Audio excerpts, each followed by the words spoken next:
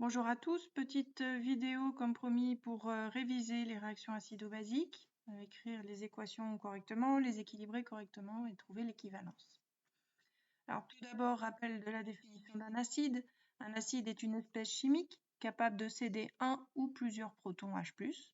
Par exemple, l'hydrogénophthalate de potassium, HPK, porte ici une fonction acide carboxylique. Il est capable de libérer un H+, c'est un monoacide.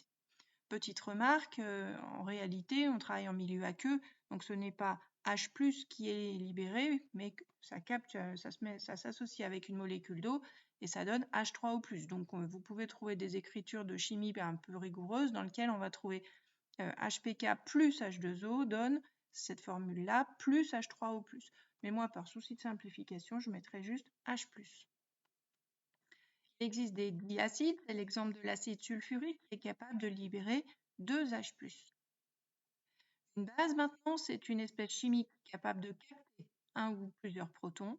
Et l'exemple le plus connu, c'est l'hydroxyde de sodium, la soude NaOH. Alors attention, NaOH, c'est la forme solide, les pastilles de NaOH qui se dissolvent dans l'eau et qui libèrent l'ion OH-, l'ion hydroxyde qui porte le caractère basique. Na+ n'est qu'un ion spectateur, il n'a pas de propriété acido-basique.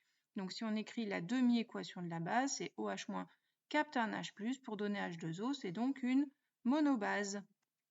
Nous avons au lycée également une autre monobase, c'est l'hydrogénocarbonate de sodium ou de potassium, ça revient au même, qui se dissocie dans l'eau pour libérer l'ion hydrogénocarbonate qui porte le caractère basique et qui est capable de capter un H+ à la fois, c'est donc une monobase.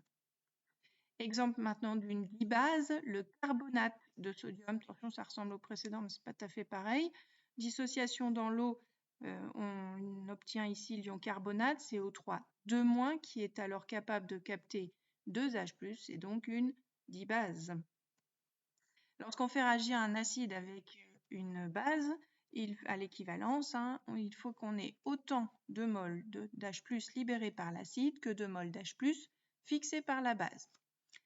Si je prends une réaction très simple entre un monoacide et une monobase, par exemple, prenons la HCl, l'acide chlorhydrique, qui est un monoacide, il libère un proton, et prenons la soude, l'ion hydroxyde, OH-, qui capte un H+.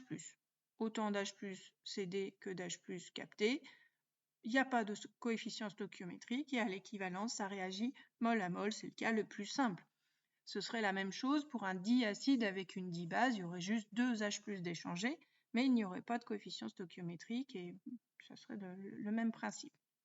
Là où il faut réfléchir un petit peu plus, c'est lorsque l'on fait réagir un monoacide, par exemple, avec une dibase. Prenons par exemple HCl, qui est un monoacide, il libère un H+. Si je le fais réagir avec le carbonate, qui est capable de capter 2 H+, on voit bien qu'il n'y a pas assez d'H+ libéré par l'acide. Donc on va multiplier la demi-équation de l'acide par 2 pour qu'il y ait bien 2 H+ libérés pour 2 H+ captés. Et on n'oublie pas de remettre le coefficient dans le bilan, puisqu'il nous faudra donc 2 HCl et 2 Cl- libérés pour équilibrer l'équation. Alors l'étape d'après, c'est à l'équivalence. Quelles sont les proportions qui réagissent à l'équivalence? Alors petit rappel, pour trouver les proportions stoichiométriques à l'équivalence, on fait le nombre de moles de la molécule A divisé par son coefficient stoichiométrique que j'ai noté petit a. Pareil pour la molécule B, le nombre de moles de la molécule B divisé par son coefficient stoichiométrique petit b. Donc si on revient à notre cas de tout à l'heure, donc nombre de moles d'HCl sur 2 sera égal à nombre de moles de carbonate sur 1. Je ne suis pas obligée d'écrire sur 1. Et vous pouvez, si vous le souhaitez, passer le coefficient de 2 de l'autre côté et ça fera N d'HCl égale 2N de carbonate. Autre exemple, une réaction d'un diacide avec une monobase. Donc le diacide libère 2 H+, si on le fait réagir avec une monobase, la monobase ne capte qu'un proton à la fois. Il faut donc multiplier la demi-équation de la base par 2.